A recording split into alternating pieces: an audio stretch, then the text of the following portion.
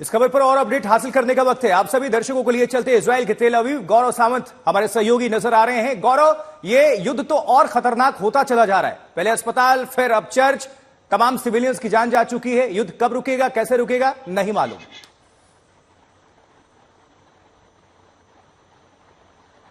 ये युद्ध अभी रुकेगा या और ज्यादा गंभीर और घातक रूप हासिल करेगा, ये अगले चंद दिनों में साफ हो जाएगा। क्योंकि इस समय जिस तरह से एक चर्च पर एक विस्फोट हुआ है, फिलिस्तीन की अथॉरिटीज ये बोल रही हैं कि ये इजराइल का एयर स्ट्राइक है। इजराइल ने अभी इस पर औपचारिक तौर पर कुछ नहीं कहा है, उनके प्रतिक्रिया की प्रतीक्षा है। लेकिन दूसरी तरफ अगर आप देखें तो हिजबुल्लाह के लड़ाकों ने बड़ी संख्या में हमले किए हैं।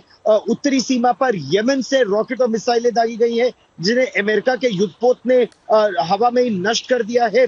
इसके अलावा हमास के आतंकवादियों को न केवल लेबनान की सीमा पर बल्कि वेस्ट बैंक में करीब 70 हमास के लड़ाकों को गिरफ्तार किया है। तो इस समय अगर आप इस पूरे क्षेत्र को देखें तो दक्षिण में हमास के खिलाफ गाजा पट्टी पर ऑपरेशंस, जेरूसलम के पास वेस्ट बैंक में इजराइल की सेना के ऑपरेशंस, हिजबुल्लाह के खिलाफ उत्तर में ऑपरेशंस और यमन की तरफ से रॉकेट फायर करना, यह दिखाता है कि यह युद्ध एक बहुत घातक